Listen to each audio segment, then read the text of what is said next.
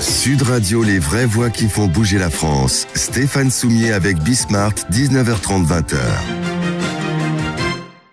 Salut à tous, c'est Bismart sur Sud Radio. Le monde agricole pour commencer, le monde agricole qui se numérise à marche forcée et on a un Amazon de l'agriculture. Mais vous allez découvrir ça, c'est parti. On repart les amis, on repart avec Paulin Pasco, le fondateur d'Agriconomie. Salut Paulin. Salut. Avec qui on parle depuis, je sais pas combien de temps. Voilà, ça fait un moment, je t'ai vu grossir, croître. Et le projet, alors, donc... J'ai écrit l'agriculture numérique, d'abord parce que je voulais pas écrire l'agriculture digitale, parce que pour le coup ça prêtait à confusion, on se dit mais quand vous avez planté, non. Et je voulais pas écrire non plus, et pourtant c'est ça, l'Amazon de l'agriculture. Il se trouve que j'ai reçu la semaine dernière le patron d'Avas Paris qui a écrit un petit bouquin très bien fait sur l'histoire d'Amazon. Et alors, on sait beaucoup de choses sur Amazon, mais il y a des choses qu'on ne sait pas forcément, et notamment au départ, donc la librairie en ligne. Oui. Pourquoi est-ce que ça décolle? C'est des livres rares qui font décoller Amazon. Pas du tout les blockbusters, pas du tout. Ce qu'on appelle la long tail. La long tail. Et c'est là que Bezos se dit, en fait, il faut tout avoir. Et avoir le plus gros catalogue possible. C'est la stratégie d'Amazon. Et c'est la stratégie d'Agriconomie? C'est en partie la stratégie d'Agriconomie, mais nous, on a fait le choix du local aussi, parce qu'on déploie sur le terrain des salariés Agriconomie qui vont accompagner nos clients. Et nous, on reste dans un métier très humain. Oui, on a besoin de... Au départ, j'ai noté ça, enfin, de la fourche jusqu'aux tonnes de semences. Moi, tu m'avais scié quand tu m'avais dit que tu fournissais des tonnes de semences. Sure. Et l'ensemble des pièces détachées dont tu peux avoir besoin pour réparer un tracteur, par exemple. Personne n'avait envisagé cette largeur d'offres. Et c'est le numérique qui nous permet d'avoir ce catalogue si large, avec un business model qui est assez différent des acteurs traditionnels. Mais oui, notre objectif, c'est d'avoir le catalogue le plus large possible pour répondre à toutes les attentes de nos clients. Ce qu'on veut, c'est répondre à leurs besoins à n'importe quel moment de l'année, sur n'importe quelle problématique, que ce soit sur leurs engrais, leurs semences, leurs pièces détachées et autres matériels. On veut qu'ils puissent les trouver sur Agriconomie, les acheter au meilleur prix et être livrés dans les meilleures conditions chez eux. Vous savez, maintenant, on a 20% des agriculteurs français qui sont clients Agriconomie. 20%. Et on a 80% des agriculteurs français qui se connectent sur notre site tous les mois. Donc on est devenu là, en l'espace de 5-6 ans, grâce au gros travail de nos équipes et à la confiance que nous donnent nos clients et nos fournisseurs, on est passé 3e distributeur agricole en Europe en termes de nombre de clients. Ce qui d'ailleurs prouve, mais tu es un militant de ça, que l'agriculture est bien plus moderne que ce qu'on veut bien raconter. Bien souvent. sûr, voilà. Les agriculteurs totalement à l'affût de la nouveauté et de ce qui peut se passer. Mais ils n'ont pas le choix. Ils n'ont pas le choix. Le métier d'agriculteur doit s'adapter constamment.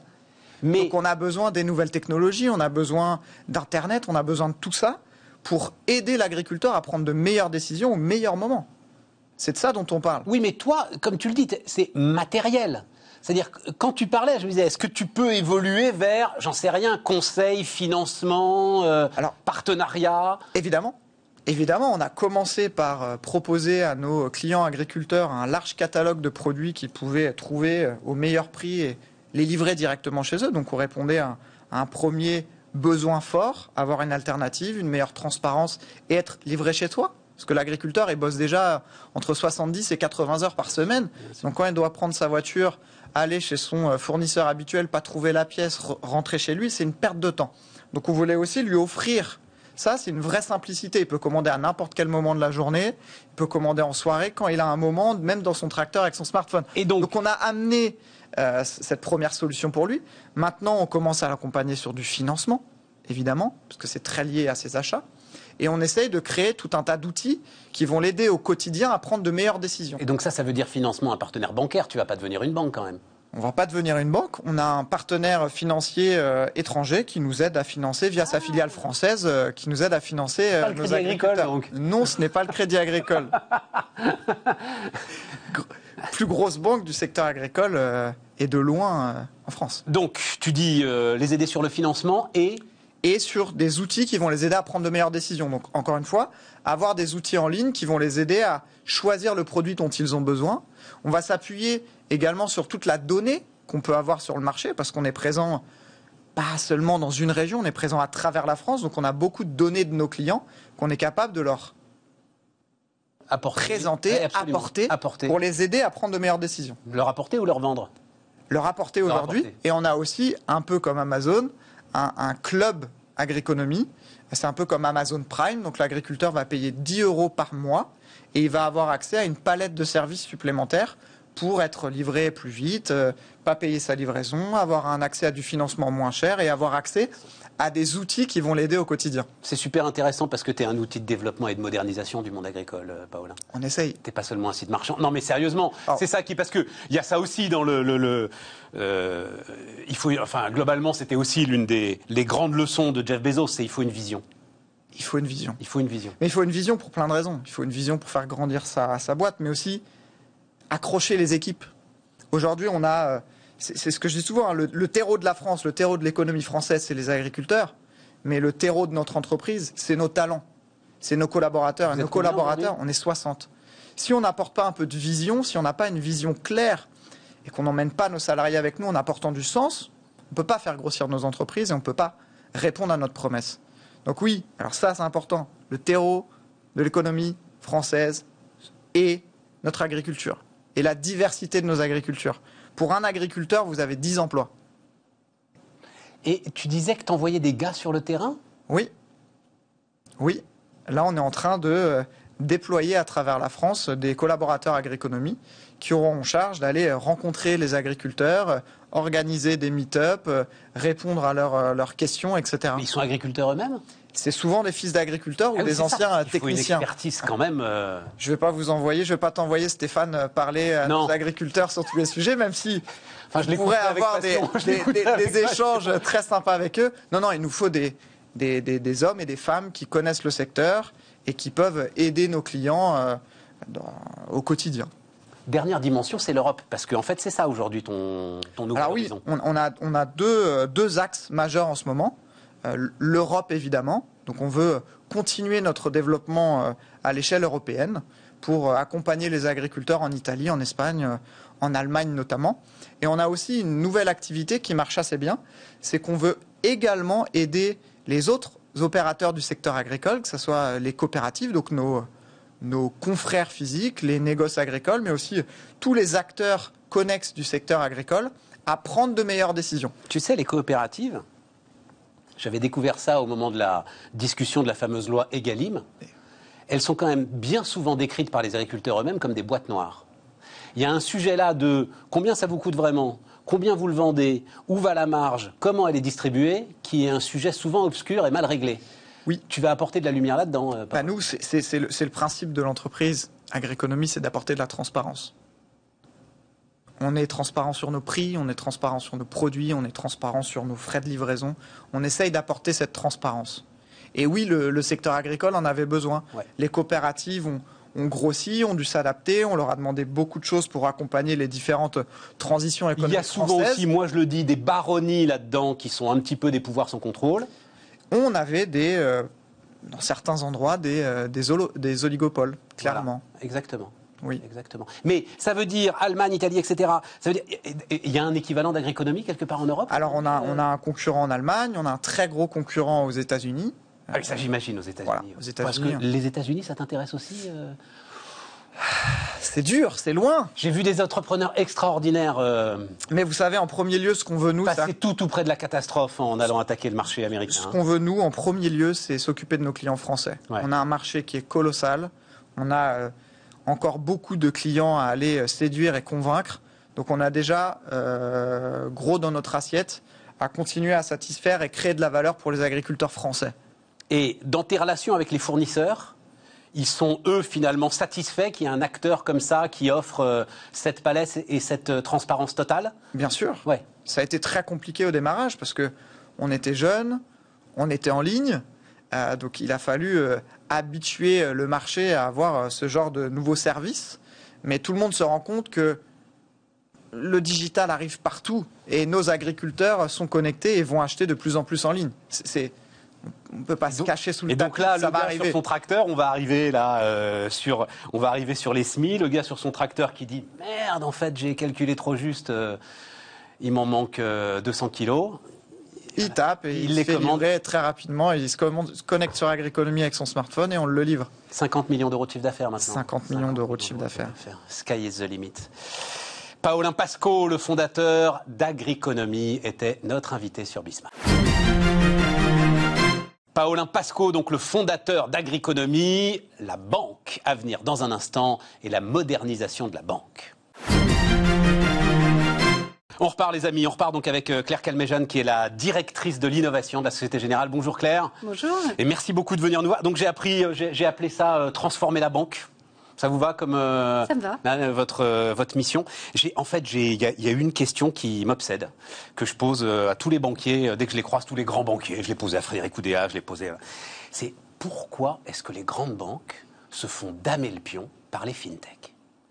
Pourquoi est-ce que, la puissance quand même d'investissement, d'accord, c'est compliqué pour les banques, mais ça dégage quand même du bénéfice. On va laisser de côté la Société Générale. À la limite, il y a des grosses banques qui dégagent du bénéfice. Aux États-Unis, il y a des trucs énormes qui dégagent combien? 10 milliards, 12 milliards de dollars de bénéfices. Pourquoi est-ce qu'ils se font damer le pion par des jeunes gars dans un bac à sable avec une licence bancaire en Lituanie? Damer le pion, c'est une expression intéressante. Mais non, mais on a l'impression que la croissance est chez eux. Donc, la croissance n'est pas que chez eux. On peut être très fiers de nos résultats au sein de Société Générale. On a plus de 60% de nos clients qui utilisent le digital de façon active. En France, 98% des transactions... Claire, non. Ah non, les chiffres... PowerPoint. Non, PowerPoint, il n'y a pas de souci. Mais normalement, les chiffres disent le contraire. Pas exister. Les chiffres disent le contraire. Dans tous les secteurs, on voit des startups qui sont présentes. Elles ne dament pas le pion à la Société Générale. Je réagis sur l'expression. Enlevez la Société Générale. Parlez au nom des banques. On a 60 partenariats qui existent au sein des écosystèmes fintech. 60 partenariats qui sont présents entre la Société Générale dans le monde et ces fintech. Donc on travaille de façon très collaborative ensemble. Claire, pourquoi ça me passionne? Parce que, et c'est pour ça que je suis ravi que vous veniez, toutes les entreprises vont être en fait devant ce défi accéléré de la digitalisation. Toutes vont devoir se transformer à grande vitesse. Et vous avez été parmi les premiers en fait secteurs à prendre la vague dans la figure, voilà. Et ensuite, la météorite qui tombe et le dinosaure qui essaye de survivre. Voilà, on va dire ça comme ça. Où est-ce que ça coince? C'est quoi? C'est le système d'information qui est trop lourd, qui est mal fait, qu'on ne peut pas changer parce qu'il y a des strates et des strates et des strates. C'est l'organisation elle-même qui est trop lourde, qu'on ne peut pas changer parce que... Où est-ce que ça coince? C'est intéressant comment vous en parlez, Stéphane, parce qu'on a l'impression que c'est à venir. Oui. Pour moi, c'est pas à venir, on est dedans. Vous êtes dedans. Mais il y a beaucoup de secteurs qui sont on le fait, on est dedans. On n'est pas du tout, c'est pas du tout dans le passé. Quand j'entends vos mots, on a l'impression que c'est devant nous, mais c'est pas du tout devant nous. C'est quelque chose qu'on fait de façon très active. Ça fait maintenant plus de 10 ans qu'on a commencé cette transformation digitale pour répondre aux besoins de nos clients. Il ne faut pas oublier qu'au sein du groupe Société Générale, on a Boursorama, qui est quand même la première banque en ligne. C'est vrai, la première des fintechs en fait. Europe. Ouais. On a, je disais, un taux de pénétration sur la France de plus de 60% de nos clients qui utilisent dans un mois, qui font une transaction, qui utilisent le digital. Ils se connectent plus de 34 fois par mois en France sur leur application, sur leur site web. Donc il y a un engagement réel. Il existe. Claire, comme vous citez ce chiffre là, 60%. Mais c'est nul, 60%. Tout le monde. Mais n'importe quel service ou système devrait avoir 95% aujourd'hui, puisque, comme vous le dites, vous êtes dedans. Mais il faut que la banque serve pour tous. Tout le monde n'a pas envie d'être dans le digital. On l'a vu, par exemple, au moment du Covid, il y a eu des appels téléphoniques, des études le disent, qui pouvaient certes être répondus par des chatbots, mais pas seulement. Il y avait des appels téléphoniques qui étaient là, qui devaient être résolus par des problématiques humaines. Donc le digital est bien là pour supporter la stratégie de transformation. Elle est bien là pour être là. Et donc, je ne suis pas d'accord avec le damer le pion et je ne suis pas d'accord avec le fait que c'est à venir. Je pense qu'on est en plein dedans. Société Générale a notamment accéléré sa stratégie d'acquisition. Je suis sûre qu'on va en parler. Yes. A fait 5 acquisitions de très belles startups, de fondateurs qui travaillent avec nous. Et juste pour dire à quel point on n'est pas dans le passé, quand on a racheté Fiduceo en 2015, il faut savoir que les fondateurs de Fiduceo sont toujours au sein de Société Générale. Ils sont toujours... C'est vrai, ça? Oui, tout à fait. Donc, je connais notamment, pas Fiduceo, ils font quoi Fiduceo? Alors Fiduceo était une plateforme de ce qu'on appelle PFM, donc gestion des finances personnelles, qui permet notamment, quand vous allez sur votre compte Société Générale ou Boursorama, en fait d'intégrer sur le digital vos autres comptes bancaires et de pouvoir comme ça avoir une vision 360 de tout ce qui se passe. Et aussi fait de la gestion documentaire, sur la gestion des factures que vous pouvez isoler. Ça, etc. Par exemple, vous ne pouvez pas le faire en interne? On peut tout faire en interne, mais quand on regarde la compétition technologique, même eux ne font pas tout en interne. Oui, c'est ça. Et il y a une forme de course de vitesse qui fait qu'à un moment, il vaut mieux racheter que... Je vais vous raconter une petite histoire, Claire, parce que c'était quand même... Je découvre Shine, donc on va parler de Shine. Hein, je découvre Shine à la naissance de Shine, parce qu'il se trouve que moi, j'étais à l'époque tout petit entrepreneur indépendant, et je pestais contre... la Société Générale, mais peu importe, l'eau a coulé sous les ponts, sur les tarifs de leur banque pour les pros. Je trouvais ça incroyable qu'on me prenne autant d'argent pour vraiment un compte sur lequel il ne se passait pas grand-chose. Et Shine débarque. Et je me dis, mais ils vont réagir, c'est pas possible, ils vont faire le truc eux-mêmes, ils vont faire le truc pour les pros, pour les indépendants, qui marche bien. Non, on ne peut pas. Vous rachetez Shine, en fait. On fait, alors déjà, je suis désolée de cette expérience. Heureusement pour nous, on est quand même un des leaders sur le marché des professionnels, donc j'espère qu'on arrive quand même à servir nos clients. On s'en était parlé à livre ouvert à l'époque, c'était il y a plusieurs années, donc il n'y a aucun problème. Mais donc, se pose la question effectivement de quelles sont les bonnes stratégies. Donc, on peut effectivement digitaliser le parcours client du professionnel, mais Shine, c'est beaucoup plus que ça. Shine, c'est beaucoup plus que la digitalisation d'un parcours client. Shine, l'éthos de Nicolas et de Raphaël n'est pas du tout donc, à la base les deux fondateurs. d'offrir, qui sont les deux fondateurs, n'est pas d'offrir un service bancaire. Il est d'accompagner vraiment la création pour des indépendants de leurs entreprises et de les accompagner. Donc on va trouver aussi bien un service finalement d'accompagnement qui va jusqu'à votre numéro SIRET, déposer votre entreprise, tous les services qui vont autour de cette finalement première création, à vos services bancaires, aux services après de gestion de comptabilité qu'ils vont pouvoir vous offrir, à même leur partenariat avec SumUp qu'ils ont aujourd'hui, donc le petit boîtier qui vous permet, si vous êtes marchand, de pouvoir quelque part passer votre carte et puis payer très simplement, que vous soyez en ligne ou que vous soyez en physique. Donc ils ont tout un écosystème de services qui vont bien au-delà du service bancaire. Et c'est aussi ça, la valeur de Shine. Et aujourd'hui d'ailleurs, on n'a pas cherché à intégrer Shine au sein de Société Générale. On a à la fois continué à supporter le développement de Shine, qui en fait est une plateforme, un petit peu comme les plateformes, alors toutes petites, mais comme les plateformes qu'on a pu voir Uber, Amazon, qui finalement offrent ces services. Ça va pouvoir consommer des services financiers que nous, on va produire et distribuer, tels que le crédit, à travers la plateforme de Shine.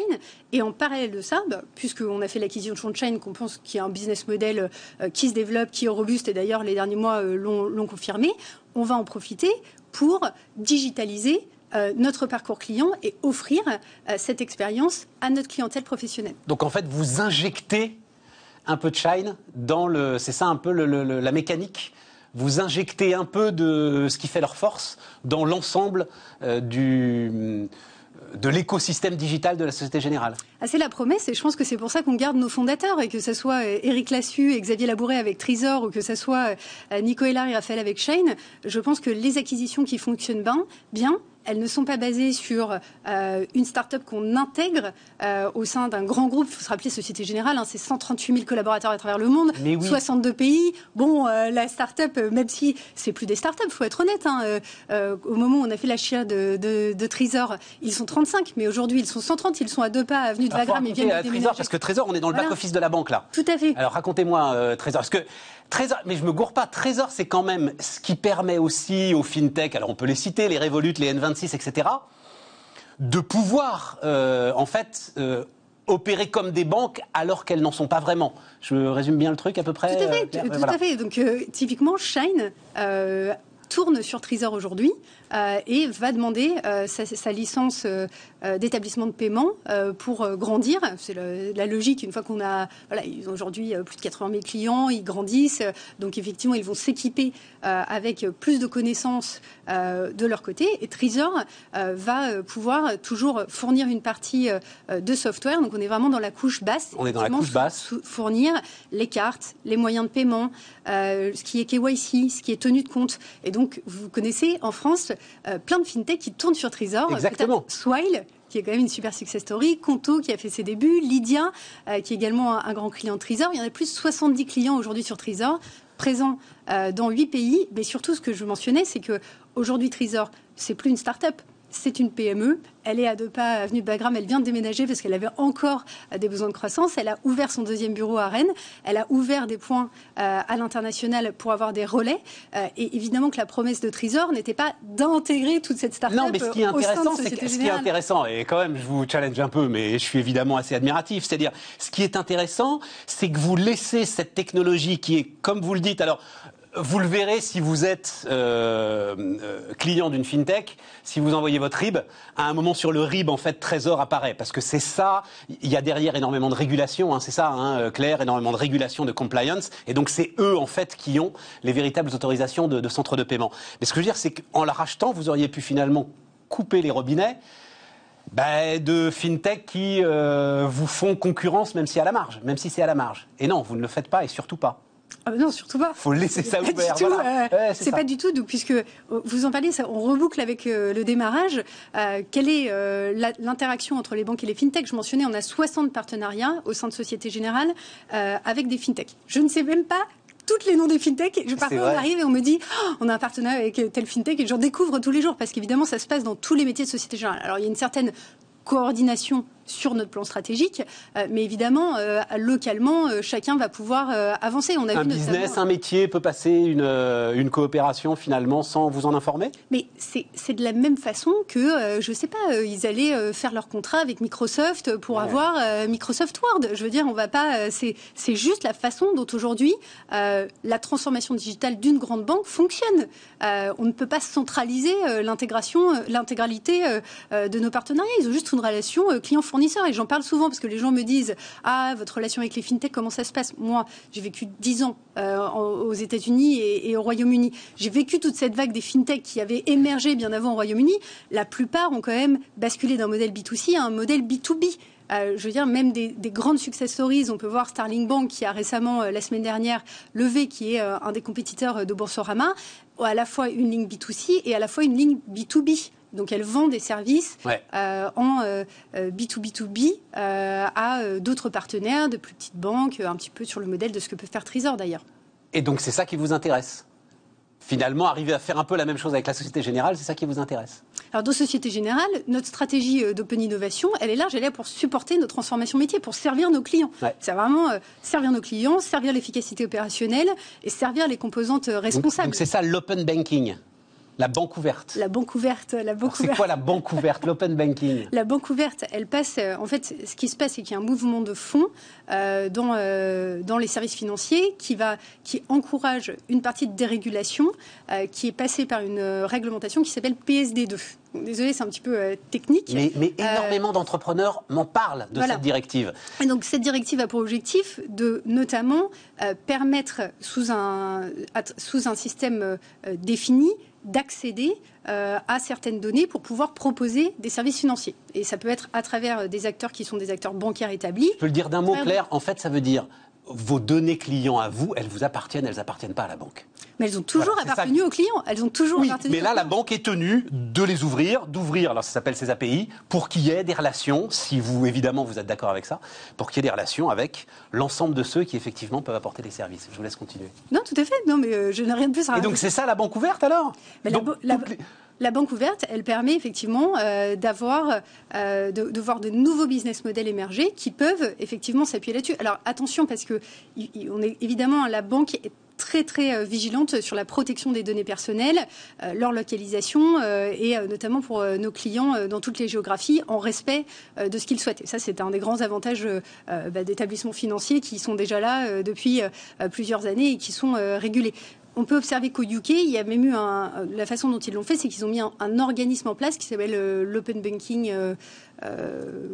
Authority. Authority, oui, d'ailleurs. C'est l'Open Banking voilà, Authority, ça tombe bien. qui permet vraiment de flécher le parcours en mettant des règles d'accès qui sont très robustes, notamment en matière de sécurité et de gestion des données. En France, on a passé la réglementation européenne PSD2. On n'a pas été jusqu'à monter ce type d'entité régulatoire. Relation client, sécurité, transformation de l'organisation. C'est quoi la priorité de Claire Calmejane? Le client. Entre ces trois éléments. La relation client. Ouais. La relation client est au centre. Et tout le reste est soumis en fait à la relation client. Mais c'est intéressant parce que quand on parlait des business models tels que Shine, c'est des plateformes digitales qui sont conçues sur l'expérience client. Une autre dont on a fait l'acquisition, Rizocar, oui. Qui aujourd'hui est encore plus une start-up qui fait 150 vente en ligne employés. De voitures d'occasion. Voilà, vente en ligne de voitures d'occasion, qui est maintenant un des leaders, une de nos pépites françaises, qui a rejoint le groupe Société Générale. Là, il faut juste expliquer, mais d'un mot, que Société Générale comme BNP d'ailleurs ont des parcs de leasing très très importants et que donc l'activité automobile est une part très importante de l'activité bancaire. Exactement. Et donc on a pu, on travaillait déjà avec Laurent et Vincent qui sont les fondateurs depuis un certain temps, parce qu'on avait déjà pris une part minoritaire au capital de par ce que vous mentionnez, nos métiers et quelque part ce que eux faisaient, puisqu'ils agrègent à travers l'Europe les offres possibles sur les véhicules d'occasion. Et en se développant, ils ont bien vu qu'il fallait fournir une composante autour des services financiers qui n'était pas nécessairement une expertise qu'ils avaient chez eux. Et donc c'est de cette façon-là que s'est fait le rapprochement. Mais encore une fois, pour co-construire un monde dans lequel eux ont tout pensé pour le client en expérience digitale. Aujourd'hui, ils ont plus de 2 millions de visiteurs uniques par mois. 2 millions de visiteurs uniques par mois. Oui, c'est énorme. Oui, mais pour des voitures. Mais parce que les gens veulent acheter des voitures. Les gens veulent acheter des voitures. Et vous voulez leur procurer le financement qui va bien, y compris pour des voitures d'occasion, ce qui, j'imagine, est toujours un peu plus compliqué à financer. C'est ça le sujet, Claire. Pas plus compliqué, mais qui était déjà dans notre cœur de métier et qu'on s'est trouvé naturellement à faire avec un partenaire comme Rizocar, puisque lui avait vraiment déployé une interface client, cette expérience qui est là, qui encore une fois ne se limite pas à un produit financier. On est bien en train de parler dans nos acquisitions de quelque chose qui va un petit peu au-delà dans l'expérience client, et c'est vraiment ça la complémentarité avec nos modèles, parce que sinon on a évidemment la marque CGI en France. D'ailleurs, il faut savoir, le partenariat entre Rizocar, il est directement fait avec CGI. Alors CGI, c'est du financement, qui fait du financement justement de voitures d'occasion. Non, mais c'est important parce on n'a pas racheté Rizocar dans le groupe Société Générale à mon niveau dans la direction de l'innovation. Tout à fait. On l'a vraiment fait avec le métier, dans le métier, en disant ok, on a vraiment un élément de synergie qui est possible ici. L'intelligence artificielle, il nous reste 1,50. Donc c'est la question où je suis sûr que vous pouvez y parler de passer 3 heures. Il faut tout concentrer en 1,50. C'est un nouvel horizon pour vous. Ça va être un bouleversement dans les pratiques bancaires. Comment est-ce que vous regardez ce qui peut arriver ? J'adore venir vous voir parce qu'on a toujours l'impression que c'est devant nous. Ah ben là, l'intelligence artificielle, on est devant nous. Mais non, pas du tout. Pas du tout, on n'est pas du tout. Ça fait déjà 2 ans qu'on sponsorise AI for Finance qui a lieu à la Bourse de Paris. Aujourd'hui, nous avons plus de 80 cas d'usage en production. Mais des vrais cas, parce que des cas d'usage industriels. On vend des trucs qui sont en fait de la robotisation, du machine learning. On dit que c'est de l'AI, mais... Pardon, je vous ai... Non, pardon, allez-y. Non, mais on a un cas d'usage notamment, par exemple, sur la gestion de la fraude, qui est en production depuis 4 ans, qui utilise de l'IA, du machine learning. Et d'ailleurs, on est en conversation avec Trésor pour le mettre chez Trésor. Donc, c'est des volumes industriels. On avait justement une présentation la semaine dernière au conseil d'administration sur la défense dans nos activités de marché du P&L de Change, justement parce que les nouveaux entrants arrivent et peuvent prendre un certain bout du gâteau. Et donc, nous, on réagit. Et c'est quelque chose qui s'est passé déjà il y a plus de 18 mois. On fait de l'octroi de crédit avec du machine learning où on optimise la façon dont on va faire le scoring pour pouvoir prêter au mieux, le plus rapidement. On mesure le time to cash, le time to yes pour nos clients, pour offrir le meilleur service possible. On n'est pas dans la science-fiction. Moi, quand je vais souvent sur le terrain, parce que c'est la meilleure façon de gagner de l'insight sur les bons éléments de la transformation. Les gens ne me disent pas c'est de l'IA, ils me disent mais merci et on en veut plus. Ouais, c'est ça. C'est ça le truc en fait. Ouais, voilà. On en revient le service du client finalement. Et vous, c'est tout pour vous. Et vous, voilà. Et vous, votre boulot, c'est de vous débrouiller pour que ça marche du mieux possible. C'est intégré dans la stratégie du groupe Société Générale. Et vous le savez, mon poste a été créé il y a 2 ans et demi auprès de la direction générale, puisque le digital, évidemment, avec la responsabilité, est un des enjeux majeurs des 10 prochaines années. Merci Claire. Donc, des 10 prochaines années, c'est devant nous quand même, un petit peu. Claire Calmejane, donc la directrice de l'innovation de Société Générale, était notre invitée sur BIS. Claire Calmejane, donc directrice de l'innovation de Société Générale. Et nous, on se retrouve demain pour d'autres aventures. Sud Radio, les vraies voix qui font bouger la France. Stéphane Soumier avec Bismart, 19h30, 20h.